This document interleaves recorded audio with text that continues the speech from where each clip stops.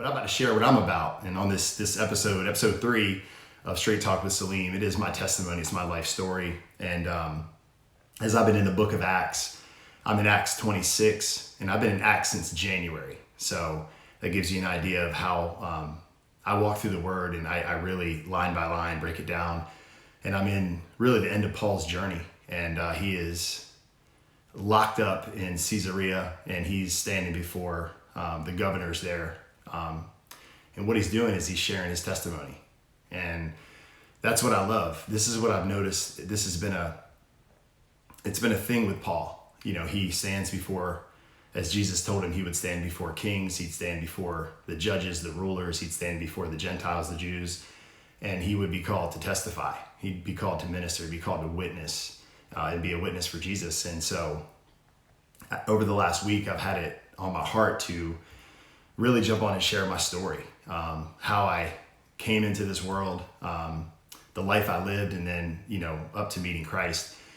Because there's, as we always hear, there's so much power in your testimony, and a lot of times we're scared to share out of fear of rejection, fear of what people are going to think. But I there's power in my testimony, and I want to share it with the world. So I'm going to get this thing started. I was born in Manassas, Virginia, and in April of 1980. And so I had just turned 40 years old. My mother and father got together after meeting at a party in a heavy night of drinking. She was a 19-year-old girl who had been exposed to many men in her life, some who sexually abused her. Her life was super erratic, and the examples she followed was really all she knew. My father, born in Haifa, Israel, Palestinian, had a very dysfunctional upbringing as well. He was one of 13 children, and had a father who was really like a dictator and a tyrant. So he made my dad quit school early on and go to work. My grandfather really dictated who would get an education, and it'd be based on the color of their eyes. I mean, how weird is that? It was twisted, but it was one of the ways that he really controlled the home.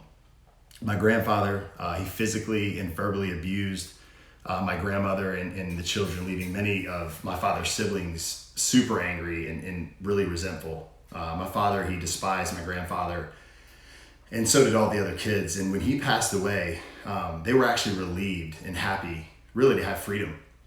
So when my dad was in his early 20s, after the passing of his father, he moved here to the U.S. To pursue what we call the American dream. And so he came here. He couldn't speak a lick of English. He couldn't read or write, could barely articulate his own language. He had an 8th grade education, so it was pretty rough. He was raised Muslim, and from what I know, he was culturally Muslim, which means, he wasn't fully committed to the faith. But back to the night my mom and dad met. My dad was living in Northern Virginia and was running a cheap motel with his brother. And this is where he met my mom. And so after that night of drinking, I was conceived. My dad never intended on staying with my mom. This was just a fling, and it was not a thought in his mind. I wasn't a thought in his mind for sure. So fast forward 9 months, and I was born. They raised me together. For those first few years, it was super rocky. There was a lot of drinking, a lot of fighting, a lot of dysfunction. And at this point, my dad was in and out of just really taking care of his business. He wasn't really ready to be a dad, and his sights were really fixed on himself. I mean, he was just really living selfishly. My mom, she wasn't ready either. I mean, as I mentioned, she was 19. I mean, she was addicted to alcohol, addicted to drugs. And again, she's just super young. And not to mention, she had already had another child from a different man. So life was super tough. So after a few years back and forth, my dad came back into the picture and began this custody battle for me, and he eventually won.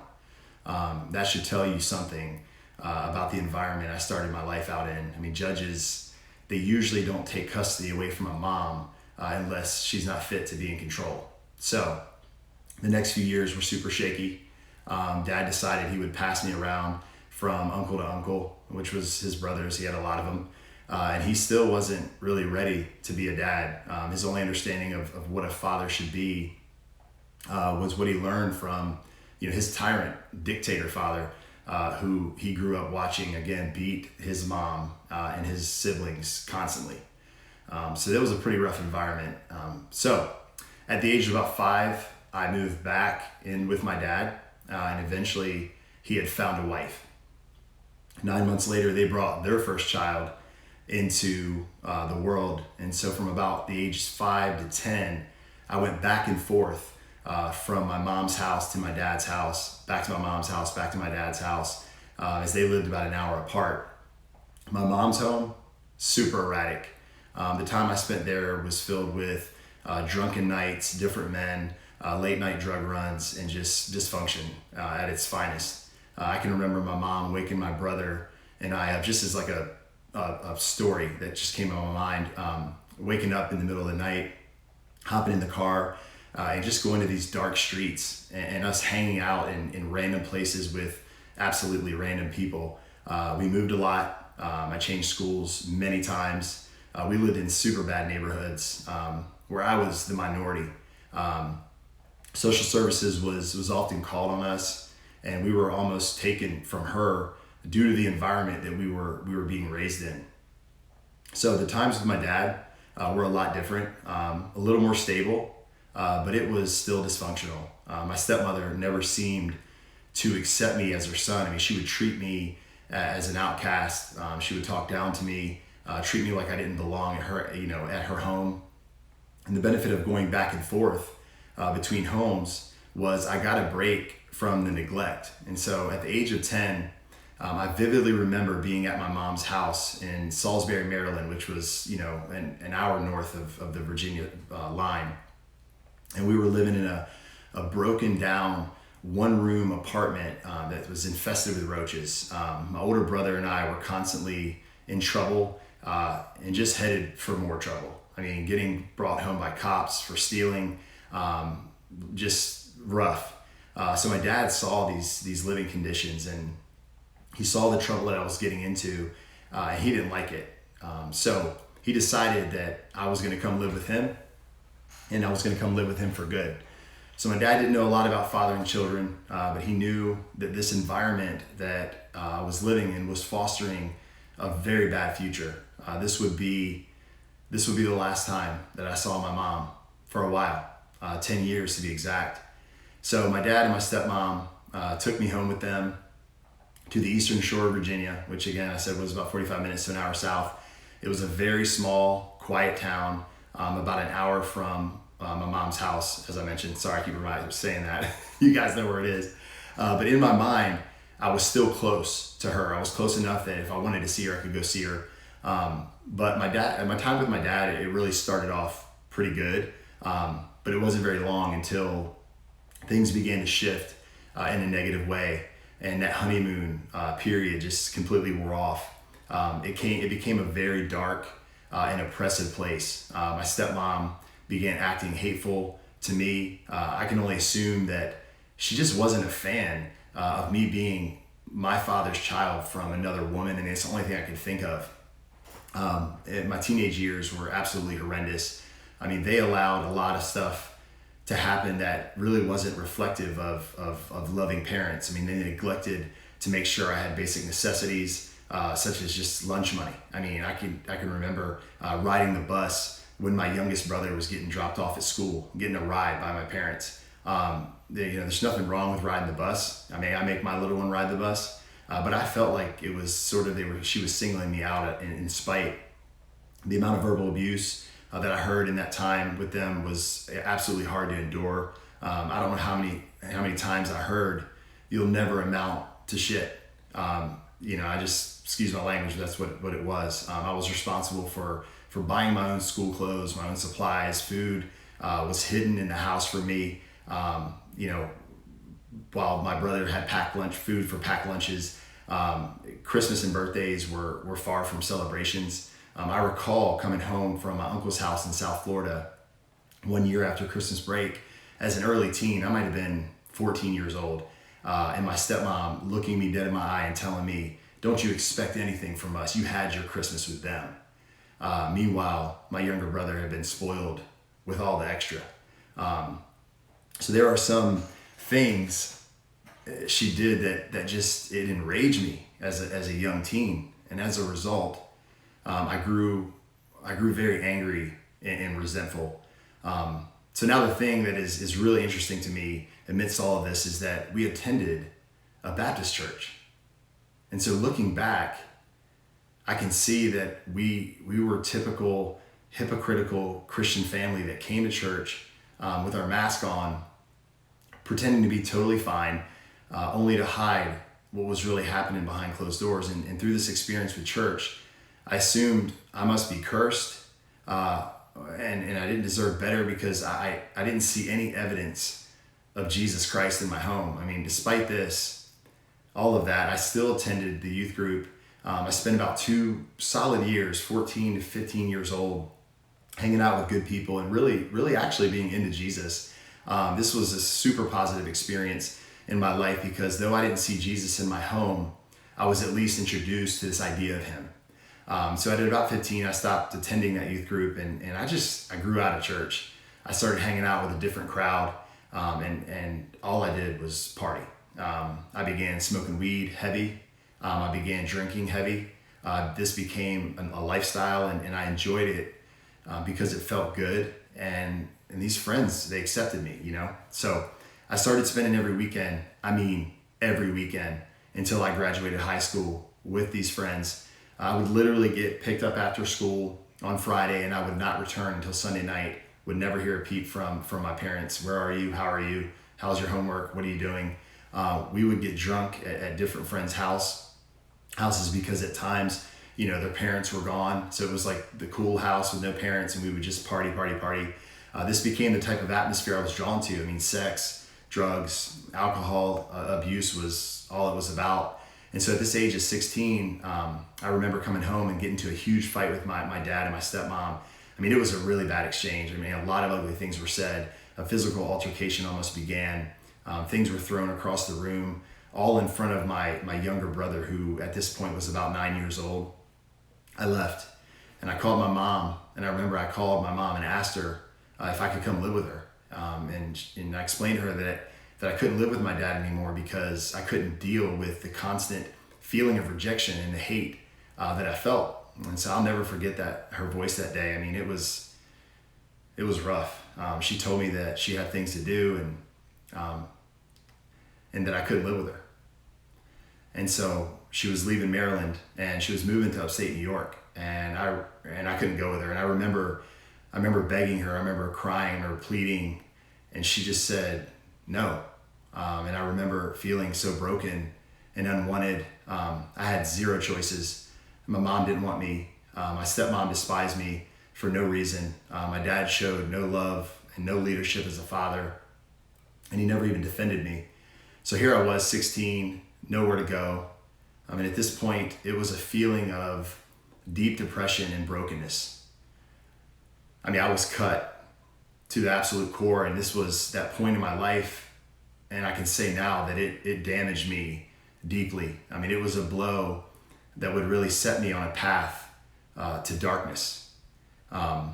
So I stuck out the next 2 years with my dad and my stepmom, and until I graduated high school. And at that point, I began experimenting with other drugs, and I started dealing drugs. I found this lifestyle would help mask the pain. It made me feel good. Drugs made me feel good, and dealing them, I could make extra money because we grew up poor, and so really it seemed like a win-win.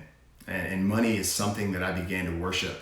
I thought if I can make money, I can buy all these things that I ever wanted, and maybe that would bring me happiness.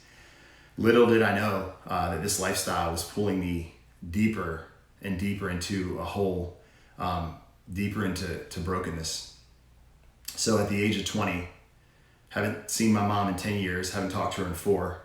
My mom called me and she told me that she was in town about an hour away, and she was visiting, and she asked if I would come and visit her. And I remember being very skeptical of this idea because I just didn't trust her. But I hopped in the car and I made that hour drive to see her and my older brother. So he had come with her, and she had a boyfriend. So we met for dinner. I recall this very surface conversations that we had, and I just remember my hurt. It was that moment that all of these emotions of rejection rushed in, and it was as if my mom was talking, but I couldn't hear what she was saying. I just saw lips moving. I had been masking all of my hurt with partying. I masking all that hurt with making money.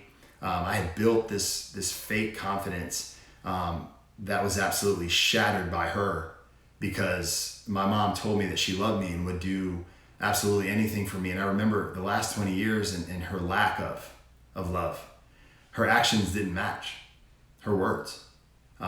So we left that no-name Bojo restaurant, I don't know what it was, and went back to some super dark motel. We had a few beers and things got emotional. And I remember we said our goodbyes, and I got in my car, and as I drove away, I remember punching my steering wheel for what seemed like hours because of the anger and the hurt I felt, and just crying uncontrollably.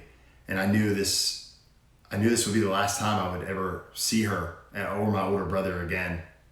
And so at this point, I got home that night, I packed my stuff, and the next day I moved to Southwest Virginia, and I went to a community college for a year. I just wanted to leave everything behind and start over. And so I felt leaving this place would do that. I could start fresh. No one knew who I was. And so throughout this time, that small time drug dealing was helping me pay bills. And while I worked a part-time job, I went to school. So I always knew deep down that I needed to get an education. And if I wanted to be successful in this world, or at least that's what I was told, I always equated being successful with getting an education. So one thing about me, I was always driven, passionate, competitive, and had exceptional willpower. And this road that I walked up to this point, fortunately had built determination and grit in me. I was just lost, I didn't know where to turn. I ended up transferring into Radford University in Southwest Virginia to get my bachelor's degree. And so now here I was, 21, still dealing drugs small time. I also had not spoken to any of my family at this point in 2 years, almost a year and a half. Spent a lot of time alone, avoiding opening up to friends. I'd gotten into a serious relationship. I thought a girlfriend would ease the burdens that I was carrying. And this person was super nurturing, and she did her best to please me. But I wasn't ready for that. I just wasn't. I wanted to live selfishly, and obviously I had a lot of issues. I was angry, I was physical, I was loud. I was just broken. I couldn't trust anyone. So those next few years were very rocky. Our relationship was an absolute roller coaster of a ride. This was all because I wasn't able to function in a relationship. All I knew was dysfunction, which absolutely scarred our relationship badly. And it eventually led to us breaking up my junior year. And it was at this point I felt I just hit rock bottom. So I pushed away anyone that really mattered in my life. I knew I had to make drastic changes. I knew that I had to quit dealing drugs, as this was not going to be a way of life for me. There was no way I could function in society successfully as a person who dealt drugs. I knew I needed to finish my college education, and I had to make something of myself. So my senior year of college came, and I decided I was going to approach this last year of college different. I came back from the summer, and I was like, all right, I'm single. I'm going to take some time. I'm going to get my head together in order for me to fix myself. I needed to work on myself. I was still smoking weed heavily, still drinking heavily, but I felt that I was making those subtle changes to clean up my act. And so in the fall of 2004, I met Jackie during a blind date, and I instantly felt a connection with her. She looked at me as if she saw something that I didn't even see in myself. Jackie was a girl that had a good home life, parents that provided for her. She was raised in a Christian home with those values. She was instantly attracted to my drive and determination, but had no clue about my past. And I spent a lot of time playing things off. You know how we do that? We put our mask on, we're able to put things off until we crack. I fronted like I had it together. I hid a lot about my past, my family life, and any thoughts that would expose who I was. So I was just so afraid that she would find out where I came from and she would leave. I mean, obviously I had abandonment issues. I was very insecure and I lacked confidence, but as time passed, my true colors started to come out. I began to crack. I began to show that my past was haunting me. I put Jackie through a lot, but through all of that, she stayed committed to me, and it's as if she saw things in me that no one else did. And we survived being exclusive for our entire senior year, despite the rocky ups and downs, her being in a sorority, and all that drama that really came with living a college lifestyle. And in May of 2005, we both graduated from Radford University, and then came a big decision for both of us. She had never left the nest. I had no plans on staying in Virginia because it only reminded me of my past. I was off to Florida to start a new life. And the question was, would we stay together? And so Jackie and I, we decided to pursue a relationship. And Jackie found a job right out of college.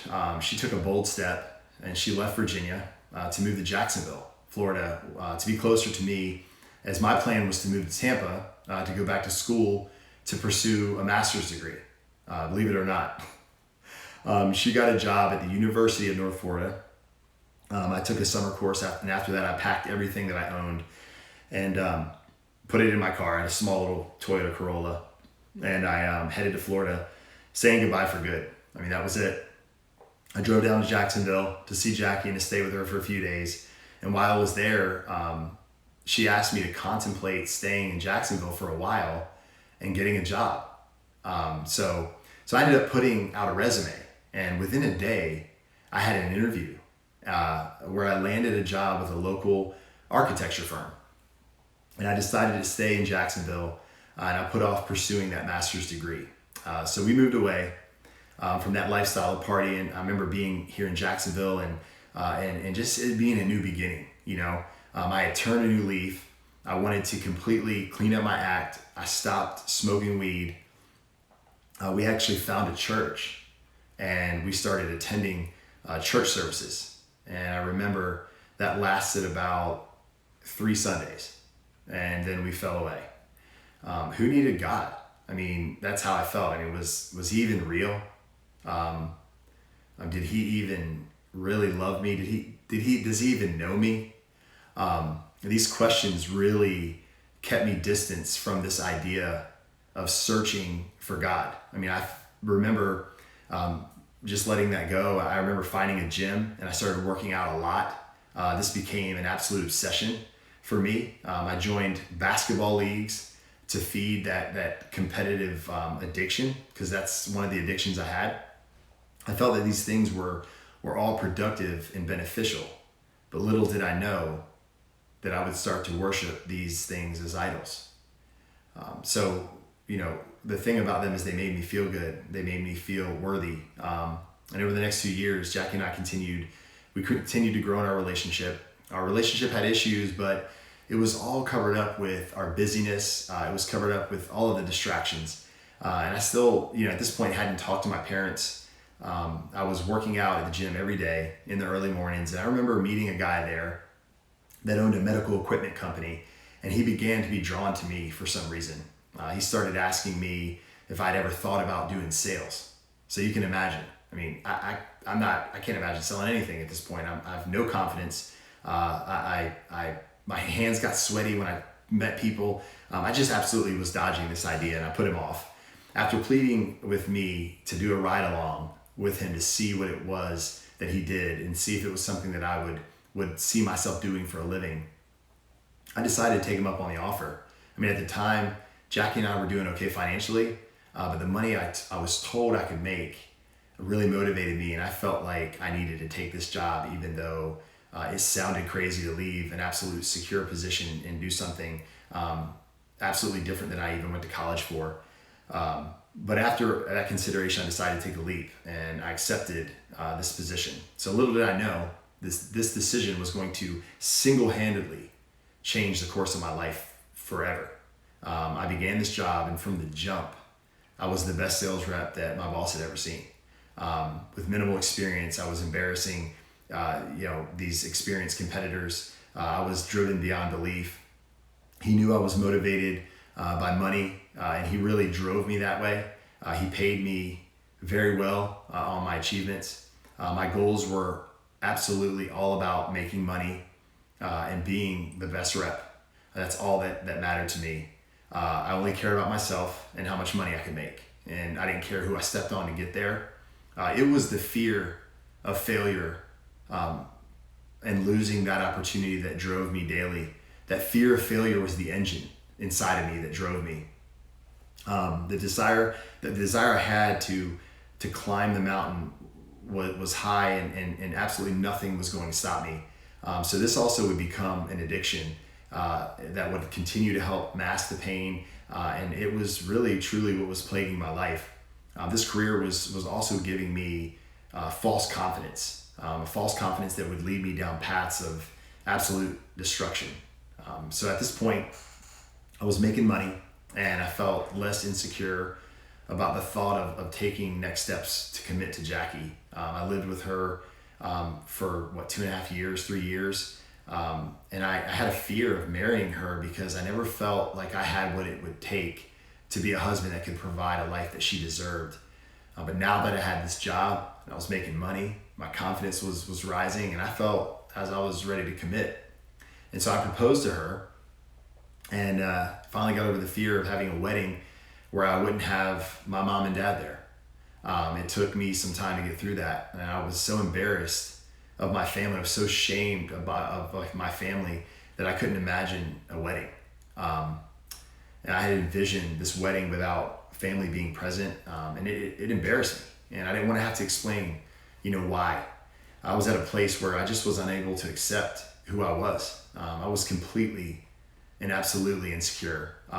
So we eventually got married in October of 2008. Can't believe it's been almost 12 years.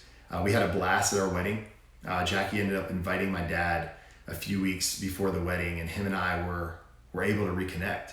The damage that had been done in our relationship was pretty terrible, but Jackie really pushed for us to start to repair that relationship. So meanwhile, life was great, or so we thought. We had all we wanted. I mean, we had the new house, we had the nice cars, we had all the money we needed to travel and go wherever and buy whatever we wanted. Our first year of marriage was really rocky. We both focused so much on our jobs that honeymoon wore off very fast. We began to fight. We didn't communicate. I was very hot-tempered, and I verbally abused Jackie, which only distanced her from me. We actually started seeing a marriage counselor. It was like 6 months into marriage. And I remember her telling us that if we didn't make drastic changes, that we were headed for divorce. So here we were in the first year of marriage, talking about divorce. We began at that point to work on our marriage, to work on our communication. But we were just looking for quick fixes. I mean, everything that we put on our marriage was a Band-Aid. I mean, there was no real healing happening. I was only leading Jackie down the wrong path. I mean, I had begun smoking weed again. And this time it truly became an addiction. I mean, it was sort of like Xanax. Like, it helped me. I smoked it every day so that I could just go to sleep because the anxiety that I felt was unreal. For the next 3 or 4 years, money covered up all of our problems. Our foundation was weak. I was feeling as if I was providing and being a good husband, but truly, I wasn't. I was selfish. My idea of a good husband was my idea. I was only concerned with making money, getting numbers, and building this lavish life. I still treated my wife terrible. I mean, like an object. I mean, I thought because I was giving her this dream life that I was off the hook. In our marriage, it took a real toll, and honestly, it wasn't gonna last. I wasn't capable of being the husband I should have been. And to top it off, my boss was a womanizer who had an absolute taste for the finer things. And I wanted to be absolutely like him. He was like an idol for me. I idolized everything he was. And so honestly, I just was at a place in my life where I thought I was absolutely untouchable. And it was the fall of 2011, and I had been hanging out with my boss, and we often went out and went to, sports events and bars and clubs and did all kinds of stuff. And we had been hanging out in Tampa on an all day and night drinking bend. We were attending a football game and a baseball game that day, and as we did routinely, we would just hang out and absolutely put ourselves in dangerous situations. I recall deciding that it would be a good idea to drive home drunk absolutely hammered at 2 a.m. from Tampa to Jacksonville, a 3-hour trip. And so I left unannounced, told no one, and caught a taxi to the airport and rented a car, and I took a 3-hour drive home, completely wasted. I came to the door. I remember waking Jackie up at 5:30 a.m. and she was absolutely mortified, terrified. I just stumbled in. I went to bed as she left for work. For the next 2 days, she was just not happy about it. She told me that I had acted recklessly and I acted stupid. The following weekend, she told me she was pregnant. And this was the beginning of the change I think my life needed. And I'd started feeling that these things needed to change in my life.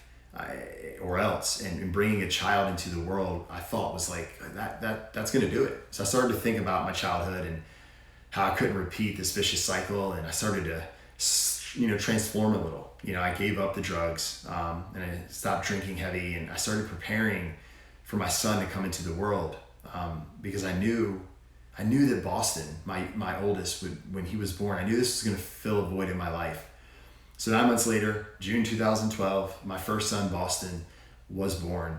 And at this point, that boss of mine had recklessly ran his company into the ground. And I had a pretty big decision to make. I was out of a job, but I knew I had talent to start my own business. But the fear of taking this risk, it just consumed me. But I knew that I had enough of working for people, and I was tired of being used. I decided to take the risk, and I opened up my own business. I opened up a home health agency here in Jacksonville. I partnered up with a couple people and started that process. And this process was more than a year or so. So I had to find a job to provide. And so I spent the next 6 months working for another local competitor in town. And I absolutely hated what I was doing because I was so jaded by my past experience working for people. I had lost all passion and drive. It was almost as if the rug had been pulled out from under me. I started feeling depressed. I was like a shell of myself. I was used to, making money, and I no longer was making the money I was making. And so I was, at this point, secretly smoking weed when I could. I was still doing things that were very uncharacteristic of a father and a husband. I was meddling in a very sinful life. And it kept snapping me back into brokenness, deeper into brokenness. I truly was just miserable.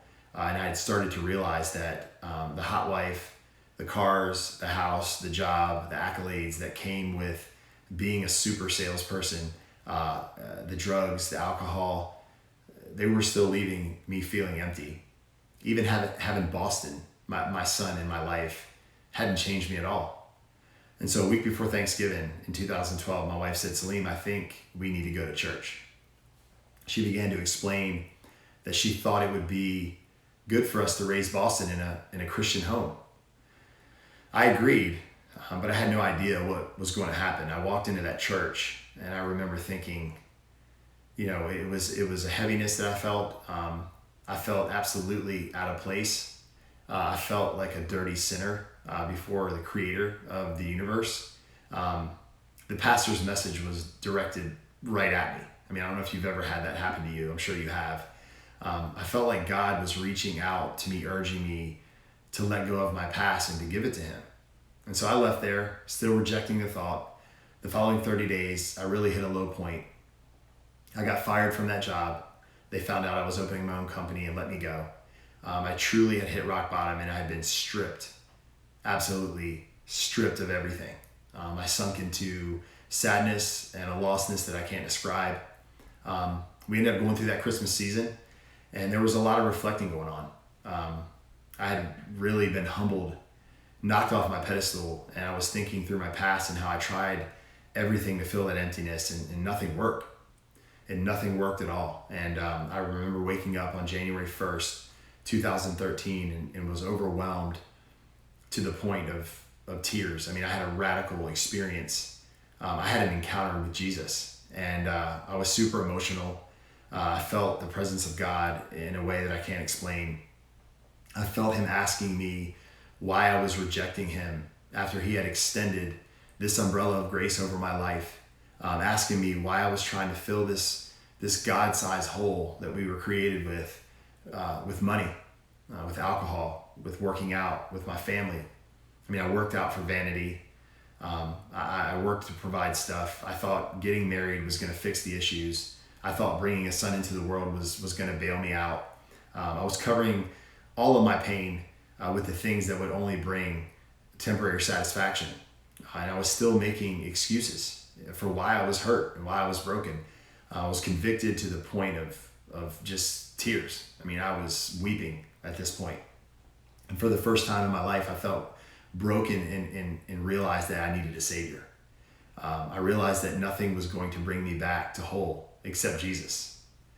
And so it was as if Jesus was in the room and he was extending his hand out to me, and he was saying, give me your sins.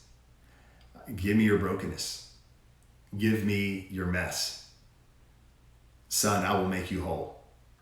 And that was the day my life began to change. And so I made a commitment at that point to follow Jesus. I began changing what I read, changing what I was listening to, changing my circle of friends. I began reaching out to Christian men that I could surround myself with. I had been looking for a job to hold us over until this business opened. And it was in this moment that I decided that it was in my best interest not to go back to work, to focus on my marriage because my marriage needed healing, to focus on my family because they needed healing, to focus on my business that I was preparing to open up and get my life together spiritually. And it was a very humbling experience. I was flat broke. I was living off of credit cards, working to build this business. I had no idea what the future held. And I just trusted, that God was going to provide. He was leading me down this path. And I mean, I just trusted that he was sovereign and in control.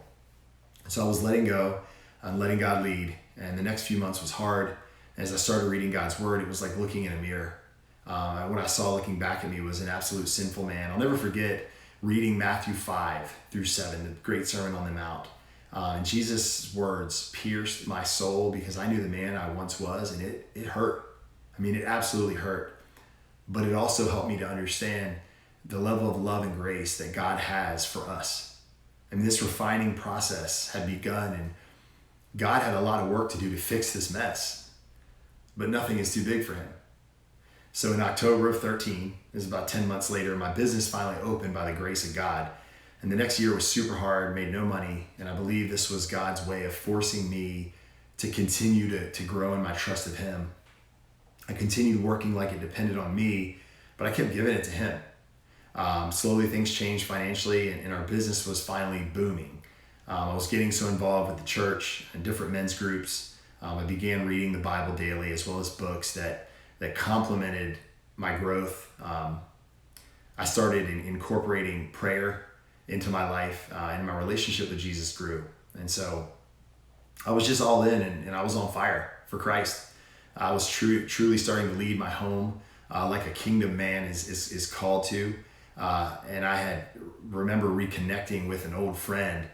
He was starting a local gym here in Northeast Florida. And we began walking together and he began discipling me. And that's what I would say to you, those of you who are just getting started with Jesus.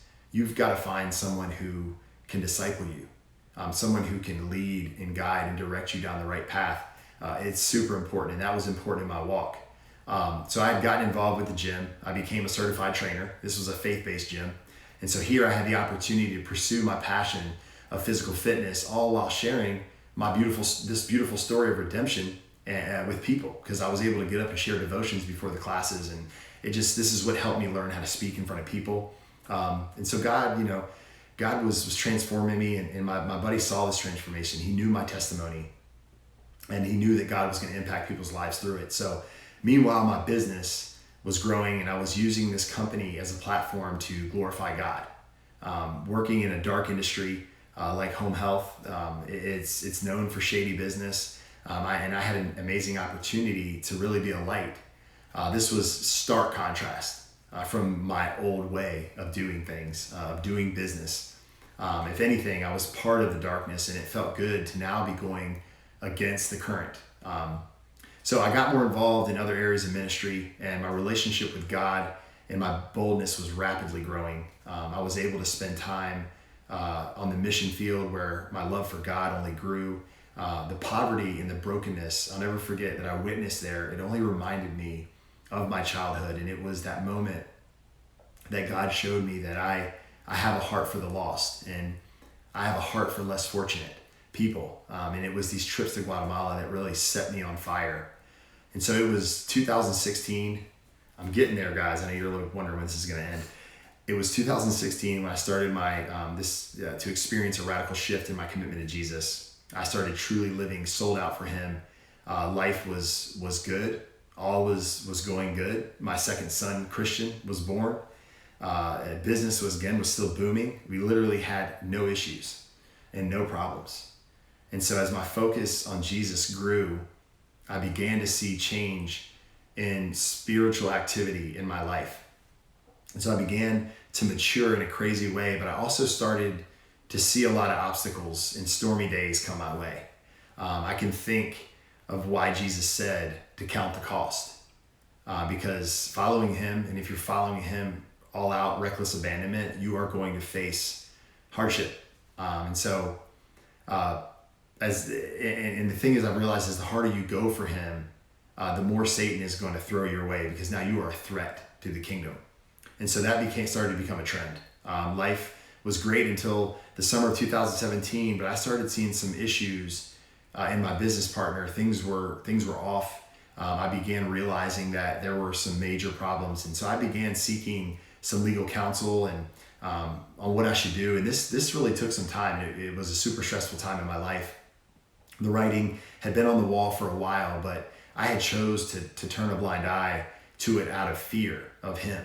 And so I was being called out by the Lord to do this sooner, I think, because I heard His voice, but I disobeyed. And it was my trip back to Guatemala in December of 17, when the Lord clearly told me in an audible voice to split from my partner. And it was every single morning in my quiet time, split from my partner. I didn't know what it meant, but when I came back, I had to face this music. And the new year hit. Jackie was now pregnant. That was exciting. With our third child, that was completely unexpected, but complete joy. I was advancing this little investigation, working and continuing to seek the Lord. It would be a few weeks later that we would go to that first doctor's appointment to hear the heartbeat. That was exciting, a time for us to go. And Jackie and I were just elated to think about that third child. Doctor came in, ultrasound, waiting, nothing. No heartbeat. I mean, we had lost the baby at 9 to 10 weeks. We were devastated. I mean, we instantly knew that this was God's will, and that we had to trust in it. It didn't make it any easier, that's for sure. But we trusted God. So at this point, a few months had passed, and the stress is now building up at work. I set up a meeting at this point with my partners to discuss the issues, and I had decided to split away from my partner as God directed. And that weekend, I began to feel some pain in my ankle. I went to the doctor, MRI, tumor. Yes, I had a tumor in my ankle. The doctor was absolutely disturbed by what he saw on those images. That week, I sat across from my partner, and I ended up firing him 3 days after I found out I had a tumor in my ankle. I would find out that he was running our business into the ground and was doing things that were just not on the up and up. And so back to that voice that told me to leave. Yes, that was God. He was clear. He knew it was best for me. He knew it was best for this business. Then came the biopsy process after. So it was fear. It was just complete. I was shook. My faith wavered. I didn't understand why all this was happening to me in the span of 3 months. Lost the baby, partner, tumor. I remember thinking, really, God? Like, why me? I'm over the next few weeks. I just had to wait for these results. And I remember having some brothers come over and lay hands on my ankle. and anointed my ankle with oil. It was some stuff straight out of the book of Acts. And I believe something happened that night. I believe God healed my ankle because the results came back and it was benign. So praise God. I mean, I would have surgery a month later to remove that tumor. And after 6 weeks of recovery, I remember going in for my final appointment to be released. And as I was leaving, I turned and asked the doctor, hey, will you be honest with me about something? I got a question I want to ask you off the record. And he said, sure. I said, when you saw those images of my ankle, that MRI, what did you honestly think? He looked me dead in my eye and said, I thought it was cancer. I was pretty sure that tumor was cancerous. My friends, it was God. I tell you that night, I believe God healed my ankle. So over the next year and a half, I fought like hell to keep my business going after it had been run almost into the ground. I kept fighting and fighting and fighting and fighting. I didn't want to give up on it. I never give up. I am so stubborn, and I will kill myself to not let go. But in September of 2019, God opened a door for my exit. I was tired. I was over it. I was over the last 7 years that I'd given to the company and to the employees, and it was time. I mean, it was like the Lord was saying, Salim, it's time for something new. I have more for you. I have prepared you for the next season, and I'm closing this door. It was hard. It was still hard today to think about it, walking away from what I had worked so hard to build. But at the same time, it was relief, and at this point, I had complete trust in God and what he had for me. No doubt in my mind at all. So it was December of 19, which was 5 or 6 months ago. I closed on a sale of my business, and that brings me here to Broken and Chosen. This was the door that God opened for me, and this was him telling me that he was going to use what he's given me to reach the masses for him and his glory. Where will it go? I have no idea, but I trust that he will be glorified in the name of Jesus, will be made famous. But the most important and the most amazing part of all of this was the transformation of my marriage. The transformation that our marriage went through. I never loved my wife until I met Jesus. I mean, I had a passionate love for her, the type that fades as life goes on. You guys know those butterflies and all that. This kind of love is not going to last long, but God showed me that if our marriage would absolutely go the distance, I would have to love her sacrificially. It's that same love that he loves us with. It's the love that he showed us when he laid down his life for the world. And so in order for me to love and lead Jackie, to lead my kids, I was going to have to continue to walk in complete humility. So as God helped me with this, I've seen the major changes in Jackie. As men, we have such a responsibility to lead our wives. And I am so humbled to see the spiritual fire in her, all because of what the Lord has done in me and in my heart. And so it is true that as a man leads, so goes the house. If more men would take up their cross and follow Jesus, families would transform. This world would transform. My household is an absolute testimony of this. Another lesson I've learned in my relationship with Jesus is forgiveness. I have grown to forgive myself for the hurt I caused, for the way that I squandered the talents that God gave me. I truly was the prodigal son who had returned to God, and the forgiveness that I felt it was unreal. This enabled me to forgive my dad, my mom, my stepmom. And at this point, my only prayer is that they would come to know Jesus, that they would come to know that they can have their chains broken and they can experience freedom that only comes through a relationship with him. The sins, he took them. The shame, he took it. The fear, he took it away. I mean, he saved my life. He saved my marriage. He saved my children. Without him, I would still be walking dead. And so my friends, his grace is sufficient. His mercy is endless. I mean, he alone has the power to save. And I will follow him the rest of my life. And so my friends, my testimony, that is it. And I want to encourage you guys to understand that you have a testimony, and there is power in your testimony. I wrote down some scripture. I just want to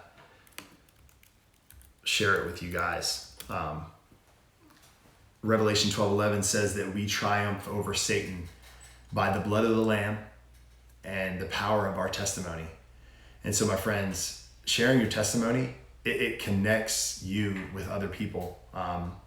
Sharing your testimony raises you above the influence of your past. Sharing your testimony, it releases hope to this dying world. It shows people that there is an answer, and his name is Jesus. And so, lastly, I want to leave you with Romans 10, verse 14. And this is to encourage your steps, because a lot of us are scared to be bold. We're afraid to share our brokenness. We're afraid to share our story. But you never know. There's somebody out there that needs to hear it. And there's somebody out there that's going to be brought to Christ through you. I mean, think about that. How amazing is it that God would use me, this broken vessel, to share his story, to share my story, and that people are going to come to know him. It's absolutely incredible. But Romans 10, verse 14 through 15. But how can they call on him to save them unless they believe in him? And how can they believe in him if they have never heard about him? And how can they hear about him unless someone tells them? And how will anyone go and tell them without being sent? That is why the scriptures say, how beautiful are the feet of messengers who bring the good news.